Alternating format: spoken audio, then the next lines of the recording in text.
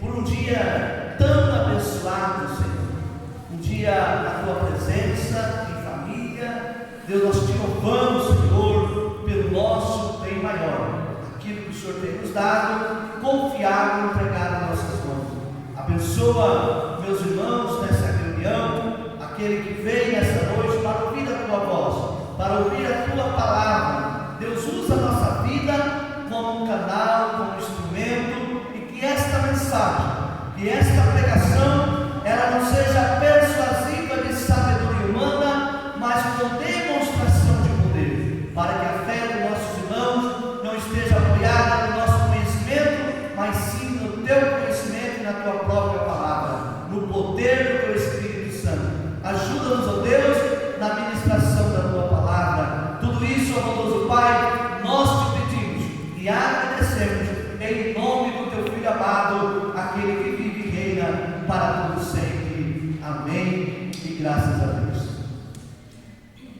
Para um copo d'água agora, pode ser sem ser gelado, na cadeira mesmo. Glória a Deus. Irmãos, eu quero compartilhar com os irmãos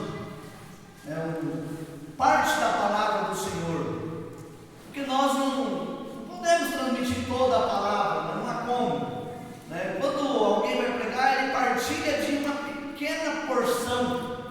Nós falamos aqui na semana passada, na quarta-feira, sobre fragmentos da sabedoria de Deus, fragmentos do conhecimento de Deus, e a palavra do Senhor, né, quando ela é ministrada, por isso é tão importante nós estarmos atentos à Sua palavra, pois é uma porção bem pequena, e se às vezes a gente estiver desapercebido, esta porção ela passa e a gente não entende. Só para vocês terem uma ideia, ontem eu estava ouvindo, eu falei para os irmãos, estava ouvindo uma pregação sobre missões do pastor da Presbiteriana, me fugiu o nome dele agora.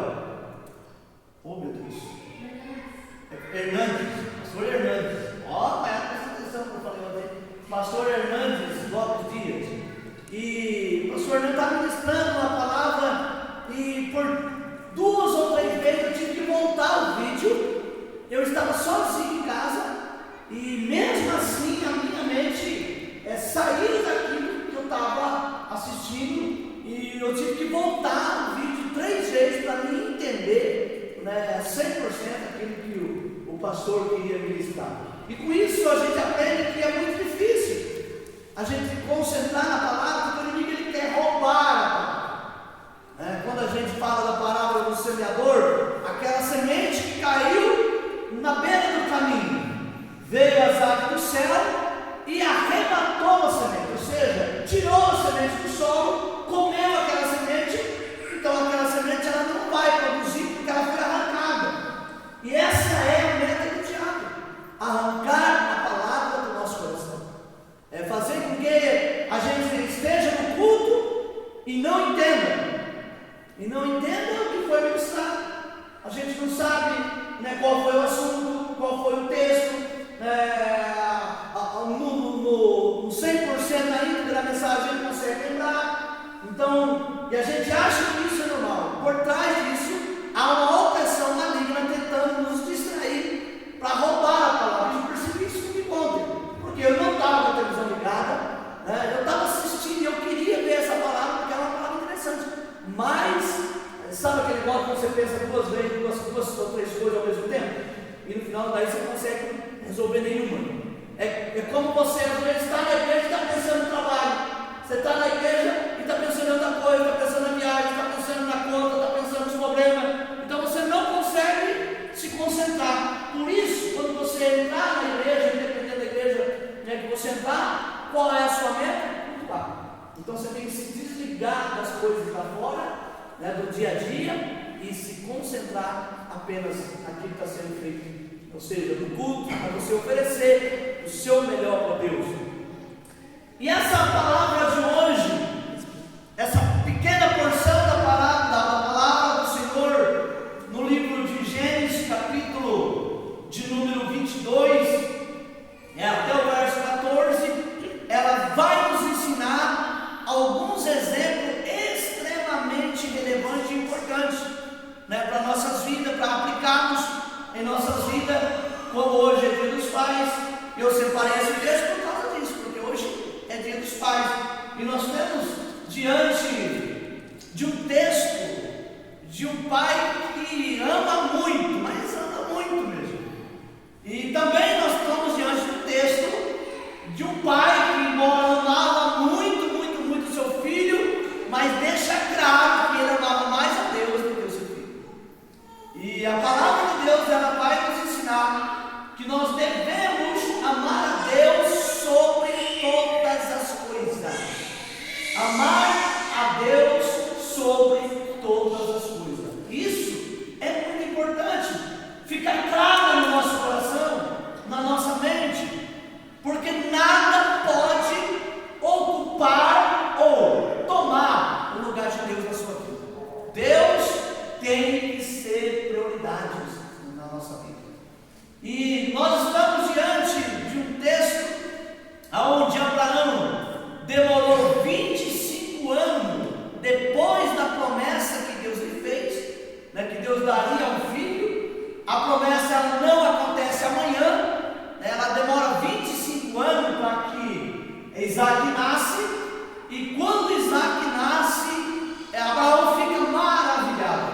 Ele fica, como dizia o Tiririca, ele fica abestado, né, com aquilo que Deus fez, porque a realização de um sonho, né, de ter um filho, não é a mesma coisa da realização de ter um carro, de ter uma casa, de ter uma empresa, de ter um negócio, né, de ter uma moto, de fazer uma viagem. Não, a realização de ter um filho é completamente diferente.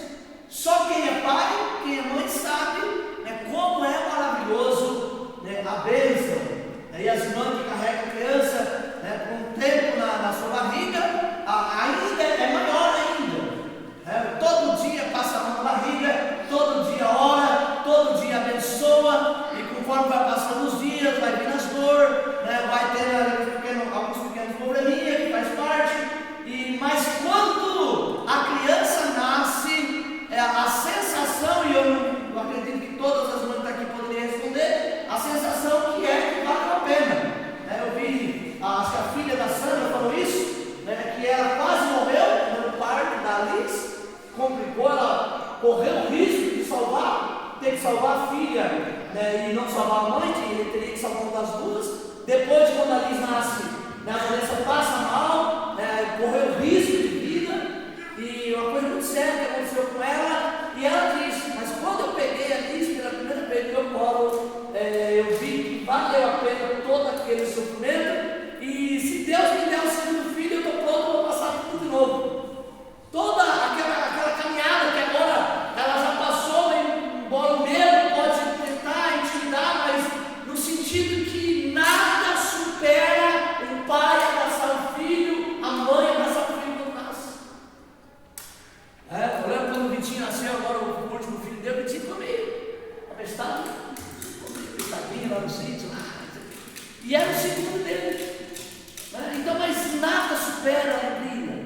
Agora imagine um homem que não poderia ter filho, uma mulher que não poderia ter filho, um casal já de idade avançada não podia ter filho, e o tempo vai passando, e passa 15, passa 16, passa 20 anos da promessa. Será que Deus vai falhar na sua promessa? Será que Deus erra? Primeiro, Deus não falha, e segundo, Ele não erra. Deus nunca falhou e nunca errou. Então, se Ele falou alguma coisa ao seu respeito, simplesmente aguarda o tempo de Deus, porque o tempo de Deus vai se cumprir. Glória a Deus. A promessa de Deus, ela vai se cumprir em nossas vidas.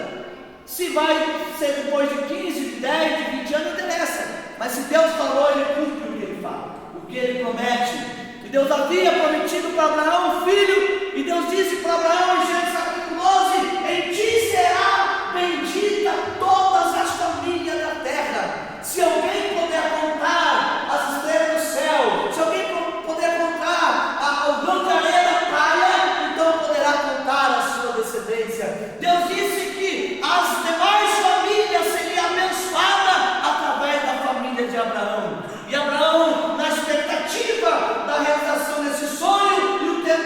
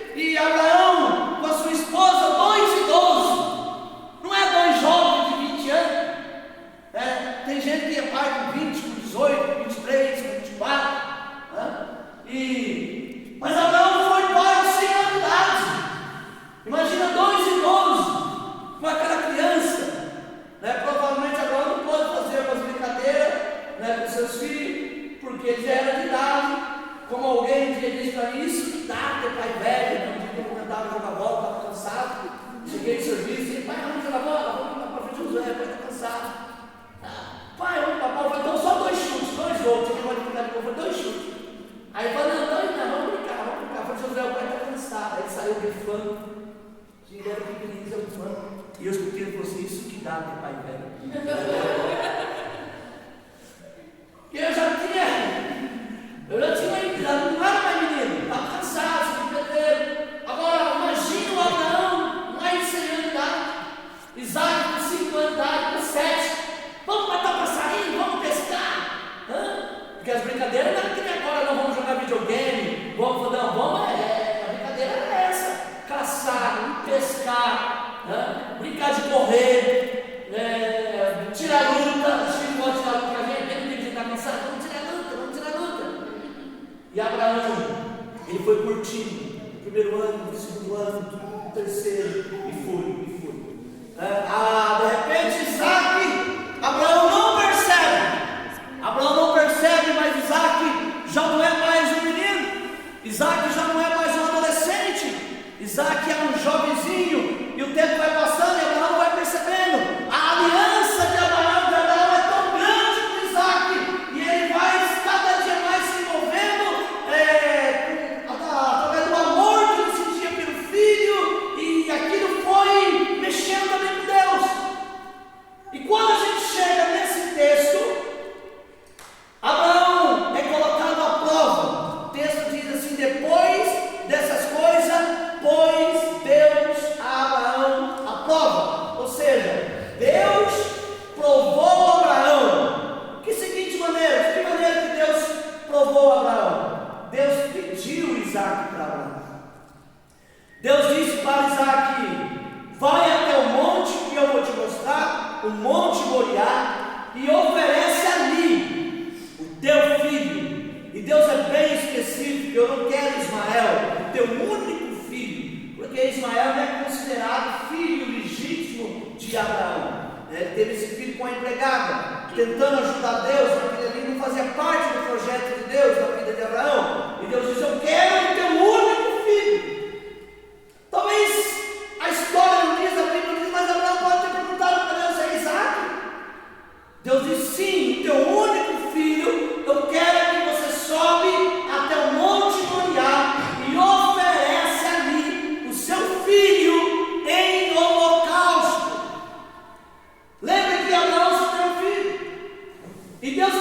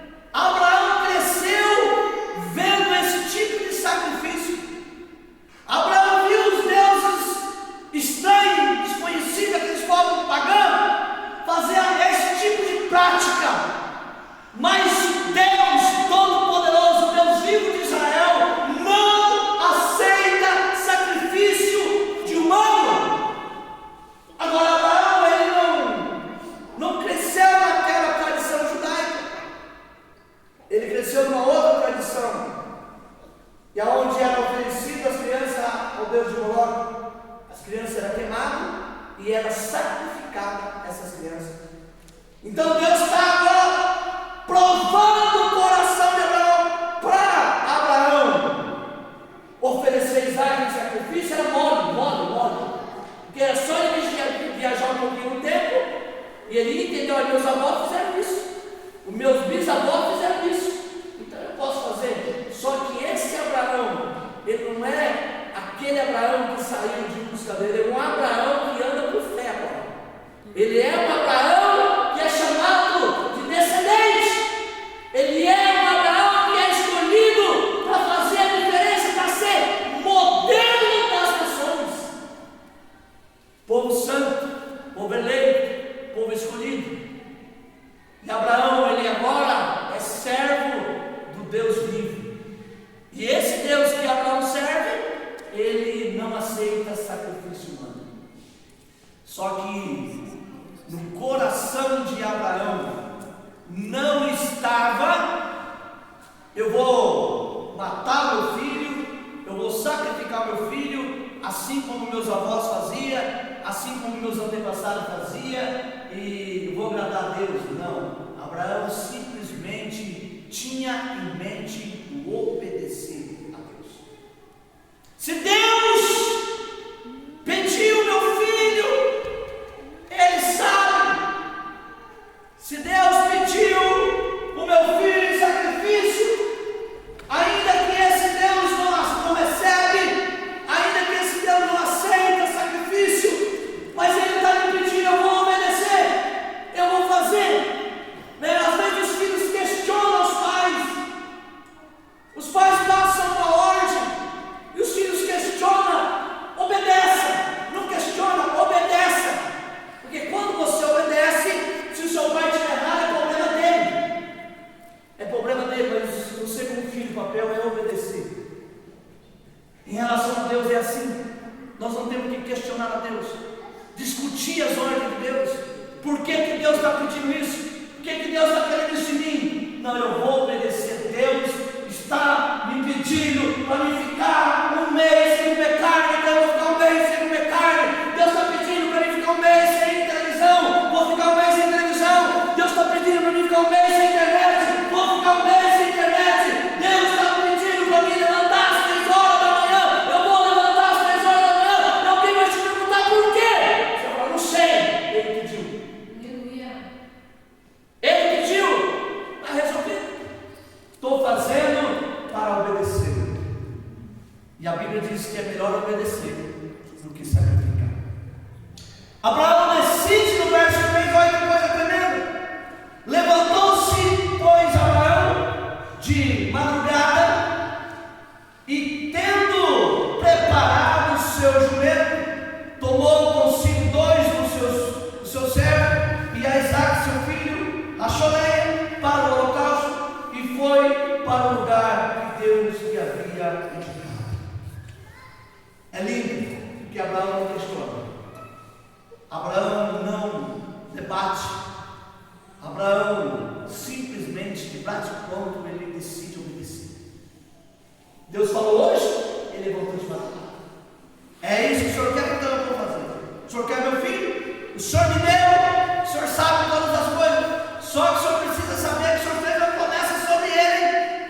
O Senhor precisa lembrar que o Senhor fez uma promessa sobre Isaac. Isso está escrito lá em Hebreus capítulo 11, verso 19 em diante. Lembre-se, Senhor, o Senhor fez uma promessa. Então Abraão não acreditava que, se fosse necessário, Deus ressuscitaria Isaac, mas a promessa ele cumpriria.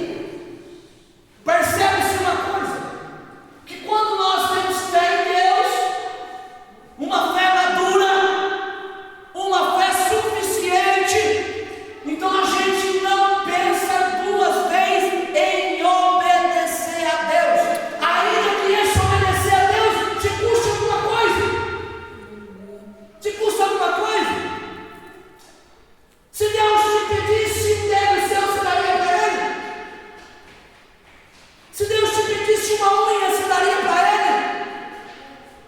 Se Deus te pedisse para você cortar um braço e entregasse para Ele em sacrifício, você faria isso? E se Deus pedisse o seu filho? E se Deus te pedisse seu filho, Danilo tem 3 filhos, né? 3. Qual dos 3 se daria para Deus? Qual dos 3 você mataria? Seja sincero, qual dos 3 você passaria a faca no pescoço? Porque foi assim que era o sacrifício, a faca se passava no pescoço. Nem eu e você não temos coragem de fazer isso. Depois de Abraão, nunca mais isso aconteceu. Depois de Abraão, isso vai acontecer com quem? Quem falou Jesus? Está prestando atenção. Não que os outros estavam prestando atenção, mas tem que diversificar. Isso aconteceu com Jesus na cruz. Olha só, irmão, dá quase 2.000 anos de diferença. Mais de 2, mais de 3.000 anos. De Abraão até Cristo, há mais de 3.500 anos. Ninguém nunca mais havia repetido aquilo que Abraão tinha feito. Mas a Bíblia diz em João capítulo 3, verso 16, que Deus amou o mundo de tal maneira que deu o seu Filho, para que todo aquele que nele crê tenha a vida eterna e não pereça. Jesus se entregou na cruz, porque fazia parte do plano, do projeto. E é interessante que quando a gente lê a história, a lenha, ela é um símbolo da cruz. O madeiro que servia para ser colocado debaixo de Isaac, em cima do altar, aquele madeiro que é levantado na Gólgota com Jesus na cruz. Isaac é o tipo de Cristo, Abraão é o tipo de Deus, a madeira é o tipo da cruz, e que leva ambos ao sacrifício é o meu pecado, é o nosso pecado. Deus queria saber se ele era a minha prioridade na vida de Abraão. Deus queria saber se ele era mais importante do que Isaac. Tem gente que troca Deus por um carro, troca Deus por uma casa, troca Deus por um minuto de fama, troca Deus por uma garrafa de cerveja, troca Deus por um cigarro na maconha, troca Deus por uma carreira de cocaína, troca Deus por uma noite em um motel, como prostituta. Amados irmãos, a glória de Deus, ela é inegociável. Aleluia. A presença de Deus, nada pode superar a presença de Deus. Glória a Deus. E é uma parceria eterna. Amém?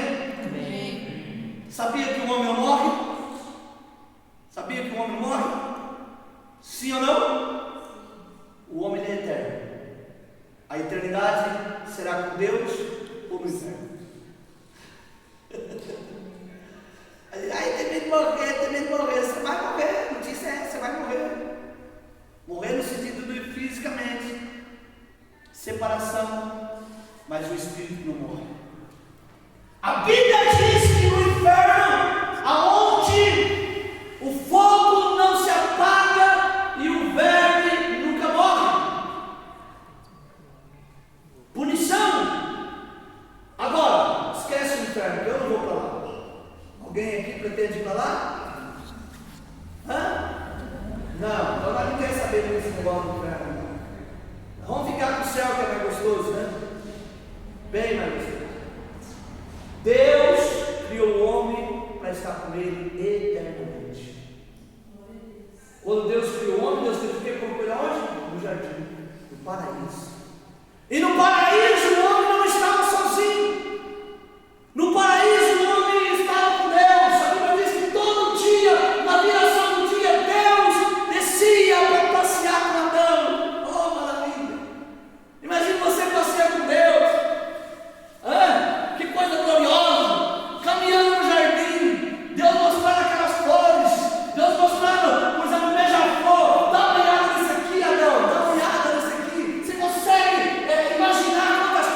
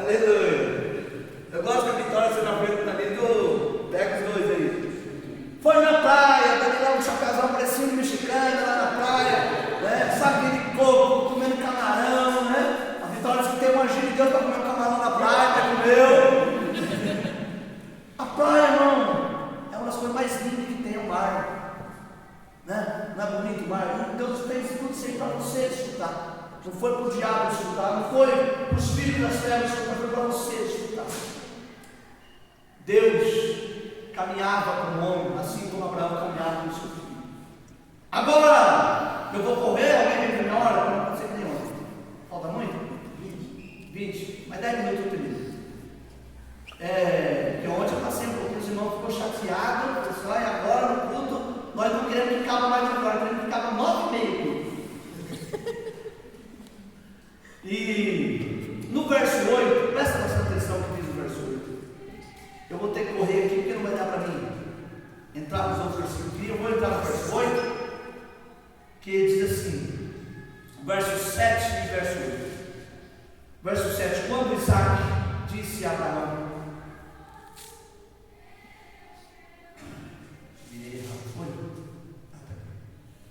Abraão, seu pai, meu pai, respondeu Abraão, eis-me aqui, meu filho. Perguntou-lhe Isaac, eis o fogo, a lenha, mas onde está o cordeiro para o holocausto?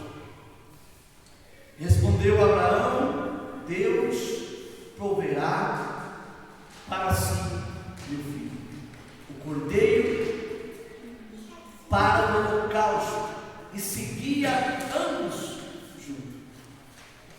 Que coisa! Aleluia. A conversa mais difícil entre um pai e um filho. Assim como também no jardim de Getsemane, Jesus, na conversa com o pai, ele não queria ir para a cruz. Jesus disse: se for possível, meu pai, passa de mim esse cálice. Todavia, não seja feito como eu quero, mas como o Senhor quer. Conversa terrível. Foi tão terrível essa conversa que o suor de Jesus se tornou em gota de sangue, devido à dor, à agonia, ao sofrimento. Agora, Isaac não é bom. O pastor do céu falou que ele era uma criança. Isaac já é um moço, já é um homem. Isaac está caminhando lado a lado com aquele peixe de lenha nas costas. E na outra mão está uma faca, está o fogo. E ele vai caminhando lado a lado, os dois. Isaac falou: peraí, tem uma coisa errada aqui. Nós estávamos em 5, agora está em 2. Eu não estou vendo cabrito com nós, eu não estou vendo carneiro com nós. Só está nós dois aqui, os dois vão morrer. E provavelmente quem vai morrer sou eu.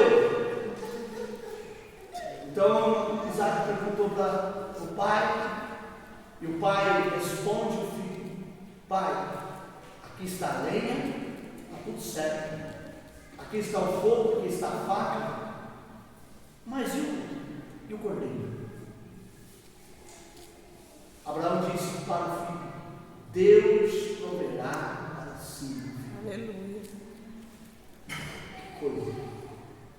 O nível de respeito, de confiança entre um pai e um filho. Se fosse eu, largava aquele peixe de lenha e saia correndo.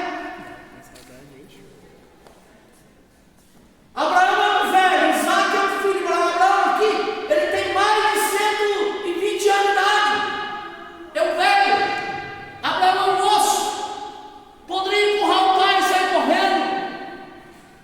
Mas quando o pai disse para ele: Deus proverá, Isaac, como se dissesse: eu vou continuar levando essa lenha, levando essa faca, levando esse fogo, mas não vou morrer. Eu nunca vi ninguém falar isso. Por que eu não vou morrer? Porque o meu pai está dizendo que Deus vai prover. Meu pai sabe o que ele está falando. O Deus que ele serve vai prover para si o cordeiro. Aleluia. Glória a Deus.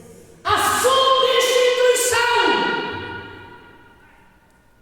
Às vezes a gente acha que não tem mais jeito, que não tem para onde ir, que não tem para onde escapar. Deus proverá. E a provisão de Deus, ela vem da onde você nunca imagina, da onde você nunca pensou que viria, da onde você nunca deu nada. A provisão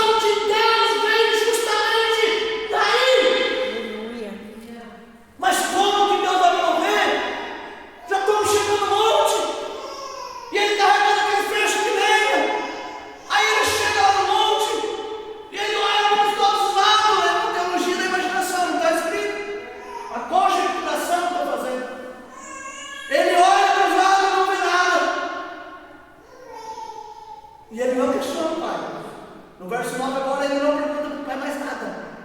Ele está calado. Porque foi assim que Jesus foi até o Gólgota.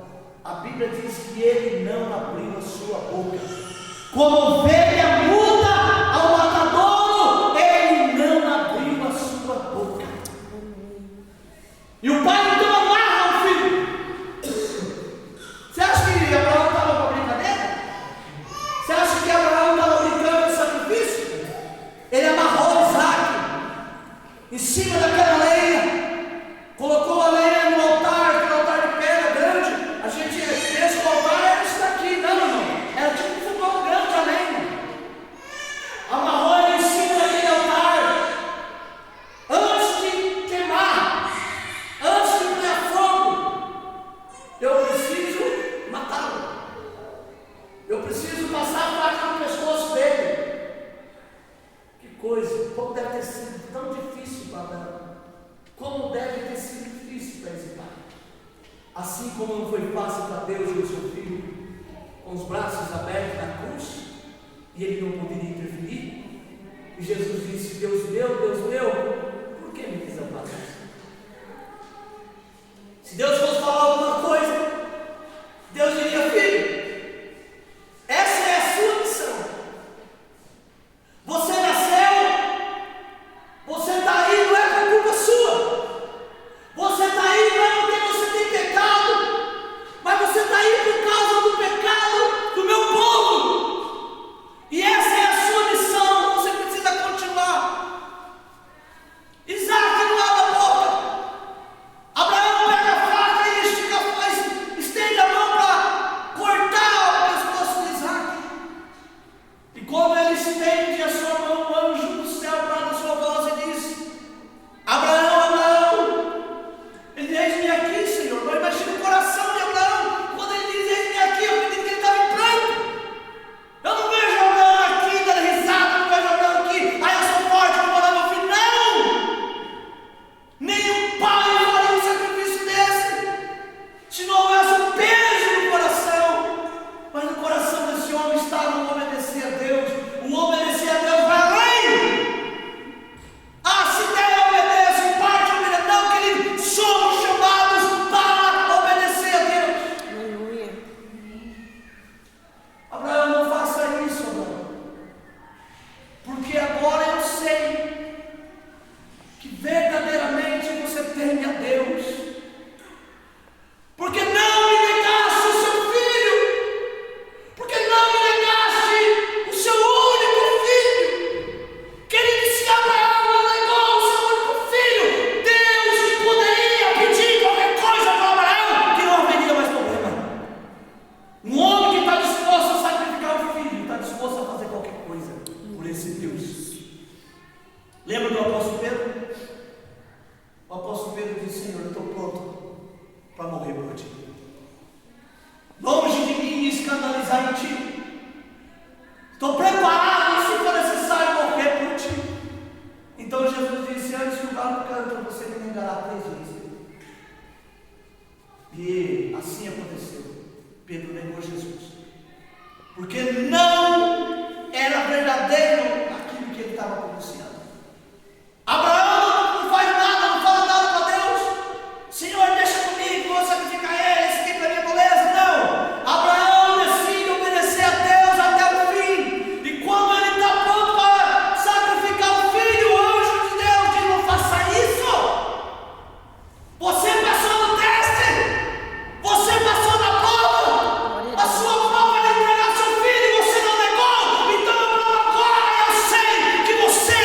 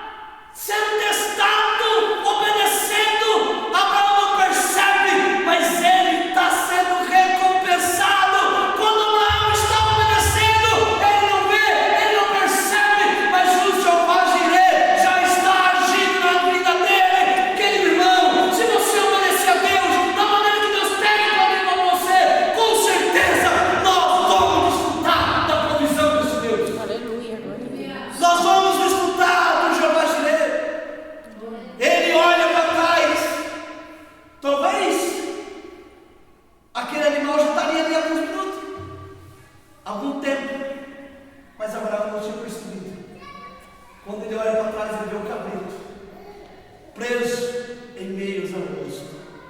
Não é um simples cabrito. Aquele cabrito, ele vai substituir Isaac no sacrifício.